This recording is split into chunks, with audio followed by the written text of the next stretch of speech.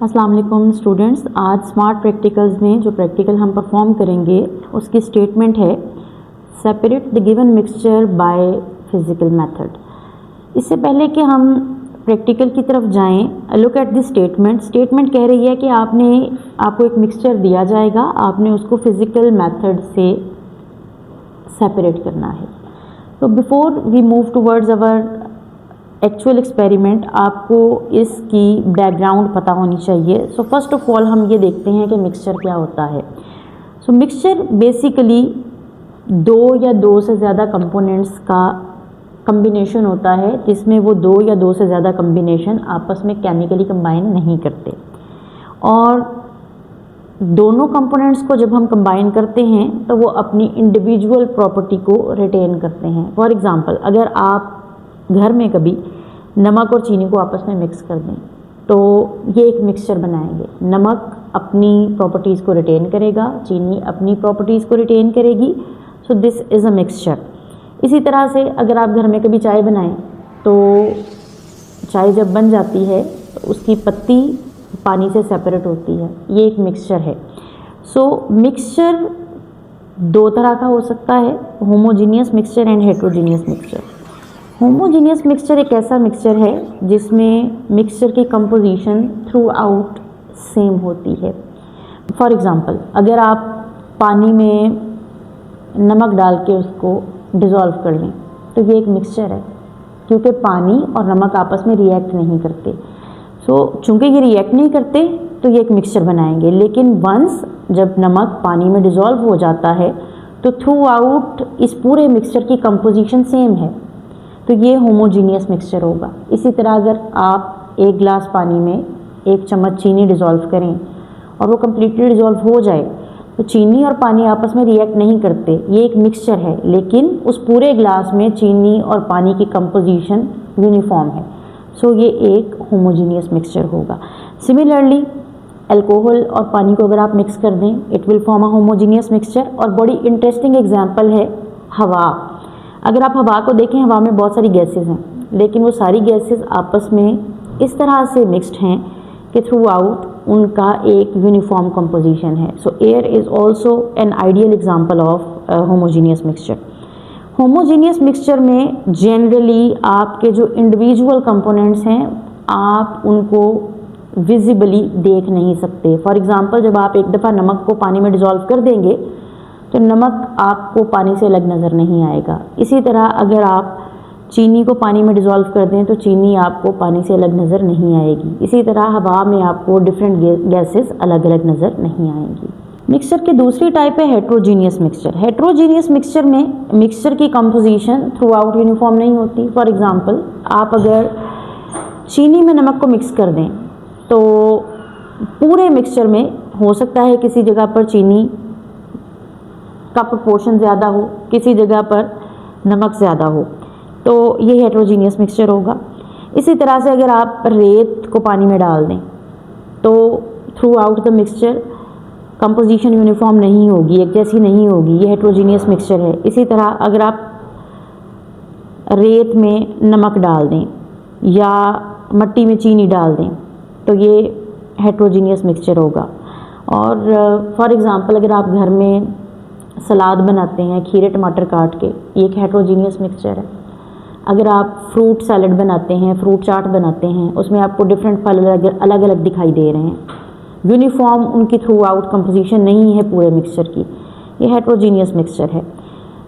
तो जो heterogeneous mixture है उसमें जनरली जो इंडिविजुअल कंपोनेंट्स हैं वो हमें अलग अलग दिखाई देते हैं। फॉर एग्ज़ाम्पल, अगर मैं रेत में चीनी डाल दूँ तो आपको रेत और चीनी अलग अलग दिखाई दे रहे होंगे। इसी तरह अगर आपके पास डिफरेंट फ्रूट्स का एक सैलड है या डिफरेंट फ्रूट्स की आपने चाट बनाई है तो आपको वो डिफरेंट फ्रूट्स दिखाई दे रहे होंगे। That is an example of heterogeneous mixture. So next question is that कि अगर आपको लैब में एक मिक्सचर दे दिया जाए तो आप मिक्सचर के कंपोनेंट्स को सेपरेट किस तरह से कर सकते हैं। So that is a problem in chemistry and we have to solve it. So if we have a mixture which has one or more two or more than two components in it, in that case हम उन mixtures को different तरीक़ों से separate कर सकते हैं। और separation के लिए हमने मिक्सचर के कंपोनेंट्स को देखना होता है, उनकी प्रॉपर्टीज़ को देखना होता है, और अगर किसी प्रॉपर्टी की बेसिस पर उनको अलग किया जा सके तो हम उस प्रॉपर्टी को यूज़ करेंगे। इस बेसिस पर मिक्सचर को हम मैग्नेटिक सेपरेशन के थ्रू मिक्सचर के कंपोनेंट्स को सेपरेट कर सकते हैं। मिक्सचर के कंपोनेंट्स को आप फिल्ट्रेशन के थ्रू सेपरेट कर सकते हैं। We can use evaporation, sublimation, distillation and chromatography. याद रखें, मैग्नेटिक सेपरेशन आप उस सूरत में करेंगे अगर आपके मिक्सचर का कोई एक कंपोनेंट मैग्नेट की तरफ अट्रैक्ट होता है जबकि दूसरा नहीं होता। सिमिलरली फिल्ट्रेशन वहाँ पर यूज़ होगी जहाँ पर आपका कोई एक कंपोनेंट इनसॉल्युबल है किसी दूसरे कंपोनेंट में। In that case filtration use हो सकती है। अगर आपका कोई एक कंपोनेंट डिज़ोल्व हुआ है किसी सॉल्वेंट में या सोल्यूशन की फॉर्म में है तो सॉल्वेंट को इवेपोरेट करके हम दोनों कंपोनेंट्स को सेपरेट कर सकते हैं। सिमिलरली अगर आपका मिक्सचर किसी ऐसे कंपोनेंट्स पर मुश्तमिल है जिनमें से कोई एक कंपोनेंट सब्लाइम कर सकता है तो हम सब्लिमेशन को सेपरेशन टेक्निक के तौर पर यूज़ कर सकते हैं। अगर आपके पास दो या दो से ज़्यादा लिक्विड्स का मिक्सचर है जिनके बॉइलिंग पॉइंट में कुछ डिफरेंस है तो आप डिस्टिलेशन से सेपरेशन कर सकते हैं। अदरवाइज़ अगर इनमें से कोई टेक्निक आप इजीली यूज़ नहीं कर सकते तो chromatography is the best technique for separation, जो नॉर्मली हर किस्म के मिक्सचर को सेपरेट करने के लिए यूज़ की जा सकती है। सो नाउ अब आप बैकग्राउंड समझ चुके हैं कि मिक्सचर क्या होता है, सेपरेशन टेक्निक्स कौन कौन सी यूज़ हो सकती हैं। Now we can move towards our actual experiment. According to the statement हमने मिक्सचर को फिजिकली सेपरेट करना है, यानी फिजिकल सेपरेशन का मतलब है उसमें कोई केमिकल रिएक्शन इन्वॉल्व नहीं होगा। तो इन दिस रिगार्ड हम जो पहला एक्सपेरिमेंट करेंगे वो मैग्नेटिक सेपरेशन को कवर करेगा। So we will be separating a mixture of iron filings and sand. अब हमारा जो गिवन मिक्सचर है अकॉर्डिंग टू द स्टेटमेंट उसमें आयरन फाइलिंग्स हैं और सैंड है।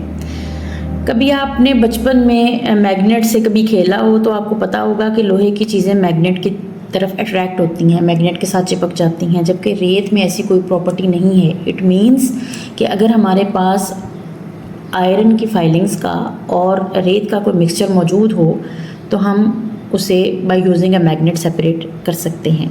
सो this is the principle of this separation. इस प्रैक्टिकल के लिए हमें जो अपरेटस चाहिए होगा उसमें we need china dishes. China dish ना हो तो we can use a glass plate, और अगर आपके पास चाइना डिश या ग्लास प्लेट नहीं है तो we can even use a clean paper for that. Test tube चाहिए होगी, स्पैचुला, ग्लास रॉड, मैग्नेट बार, प्लास्टिक बैग, साफ कागज़।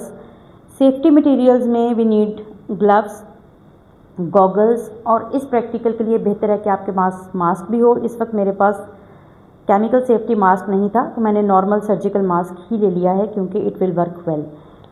केमिकल्स में we need sand and iron filings.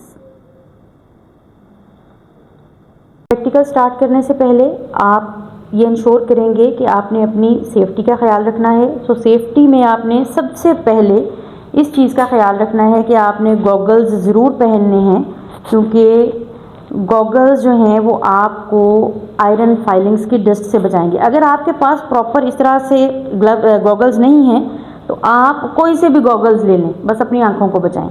So you can सी हमारी ये जो आयरन फाइलिंग्स हैं, जब आप इनके साथ काम करेंगे तो इसमें से डस्ट उड़ती है। ये डस्ट आपकी आंखों के लिए और आपके ब्रीदिंग सिस्टम के लिए बहुत डेंजरस है, इसलिए गॉगल्स और मास्क पहनना इस प्रैक्टिकल में बहुत ज़रूरी है। और लैब में आप जब भी होंगे आप लैब कोट ज़रूर पहनेंगे। इसके अलावा आपने ये प्रैक्टिकल फ्लेम की प्रेजेंस में नहीं करना, क्योंकि अगर आपका आयरन बहुत फाइनली पाउडर्ड है तो उसको आग लग सकती है। इसके अलावा जो बहुत इंपॉर्टेंट बात है, जहाँ पर आप मैग्नेट के साथ काम कर रहे हैं आपने अपने सेल फ़ोन को और कोई भी चीज़ जिसकी डिस्प्ले स्क्रीन है इसको उससे दूर रखना है, अदरवाइज़ ये आपके मोबाइल फ़ोन की स्क्रीन को डैमेज कर सकता है। और हमेशा आपने प्रैक्टिकल करने के बाद हाथ साबुन और पानी से वॉश करने हैं, चाहे आपके हाथ डायरेक्ट केमिकल्स और अपरेटस को लगें या ना लगें।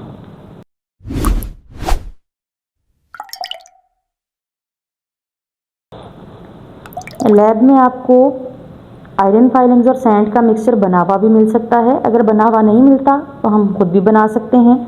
उसके लिए हम कुछ अमाउंट सैंड और कुछ अमाउंट आयरन फाइलिंग्स एक चाइना डिश में ट्रांसफ़र करेंगे और इनको अच्छे तरीके से मिक्स कर लेंगे।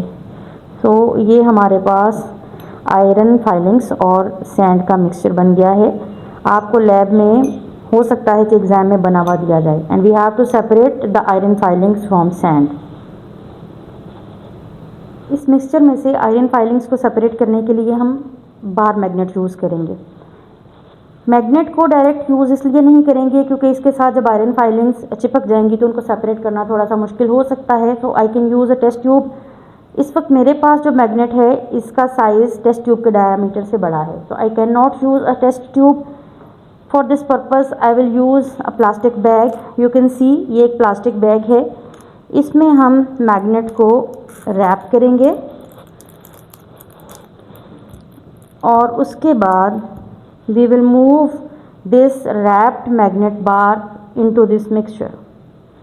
ये अगर आप थोड़ा सा फोकस करें तो आप देख सकते हैं कि जो आयरन फाइलिंग्स हैं these have been stuck to the magnet. अब इन आयरन फाइलिंग्स को हम सेपरेटली कलेक्ट करेंगे। उसके लिए I can use china dish और I can use a paper as well. तो मेरे पास चाइना डिश मौजूद है। सिंपली मैं क्या करूँगी कि मैं इस प्लास्टिक बैग में से मैग्नेट को निकाल लूँगी तो आयरन फाइलिंग्स चाइना डिश में रह जाएंगी। मुझे उनको स्क्रैप भी नहीं करना पड़ेगा। अगर मैं डायरेक्ट मैग्नेट यूज़ करूँगी इन दैट केस मुझे आयरन फाइलिंग्स को इससे सेपरेट करने के लिए ग्लास रॉड से स्क्रैप ऑफ करना पड़ेगा। प्लास्टिक बैग यूज़ करने के अलावा आप इस मैग्नेट को एक टेस्ट ट्यूब में रख के उस टेस्ट ट्यूब को भी इस मिक्सचर में मूव करवा सकते हैं। तो इस प्रोसीजर को हम रिपीट करेंगे until we are sure that all the iron filings have been separated from sand। अब आप देखिए कि हम इसको इस तरह से ग्लास रॉड से भी स्क्रैप कर सकते हैं, लेकिन इसमें थोड़ा टाइम लग रहा है। तो कन्वीनियंट यही है कि हम इस प्लास्टिक बैग में से मैग्नेट बार को रिमूव कर लें। इन दैट केस ईजीली आपकी आयरन फाइलिंग्स सेपरेट हो जाएंगी। हम इस प्रोसीजर को एक बार फिर रिपीट करेंगे क्योंकि हमारे मिक्सचर में अभी भी आयरन फाइलिंग्स मौजूद हैं। We will repeat this step until we are sure that all iron filings have been separated from sand, and you can see again we can separate these iron filings very easily। एक बार फिर देख लेते हैं। तो अब move करवाने पर ये आप देखें बिल्कुल थोड़ी सी अमाउंट आयरन फाइलिंग्स की आई है। So we have completely separated our sand from the iron filings. ये कुछ आयरन फाइलिंग्स हमारे मैग्नेट के साथ लगी रह गई हैं, तो मैं इनको ग्लास रॉड की मदद से स्क्रैप ऑफ कर दूँगी। अब आप देख सकते हैं ये आपके पास सैंड है और ये आपके पास आयरन फाइलिंग्स हैं। तो बहुत सारे स्टूडेंट्स नॉर्मली ये सोच रहे होंगे कि ये प्रैक्टिकल हम लैब में कर रहे हैं, इसका हमारी रियल लाइफ से क्या ताल्लुक़ है। तो रियल लाइफ में सड़कों पर टायरों को फ्लैट होने से बचाने के लिए मैग्नेटिक सेपरेशन यूज़ की जाती है ताकि कोई कील या पेच वगैरह सड़क पर हैं तो उनको कलेक्ट किया जा सके। इसी तरह से जितनी भी मेटल इंडस्ट्री है, मिनरल प्रोसेसिंग इंडस्ट्री है और इसके अलावा स्क्रैप में आप मैग्नेटिक मेटल्स या मटेरियल को नॉन मैग्नेटिक मटेरियल से सेपरेट करने के लिए मैग्नेटिक सेपरेटर यूज़ करते हैं। और इसके अलावा फूड इंडस्ट्री में मसाले वगैरह पीसने की जो इंडस्ट्रीज़ हैं उनमें मैग्नेटिक सेपरेशन यूज़ की जाती है क्योंकि ग्राइंडिंग के दौरान मसालों में मेटल के जाने का ख़तरा होता है, तो उस मेटल को मैग्नेट से सेपरेट किया जाता है। इसी तरह से ड्रग और फार्मास्यूटिकल कंपनी में भी मेडिसिन प्रोडक्शन के बाद उसमें से मेटल कंटामिनेशन को रिमूव करने के लिए मैग्नेटिक सेपरेशन यूज़ होती है. So the net result is that you have separated the given mixture of sand and iron filings by physical method, that is magnetic separation.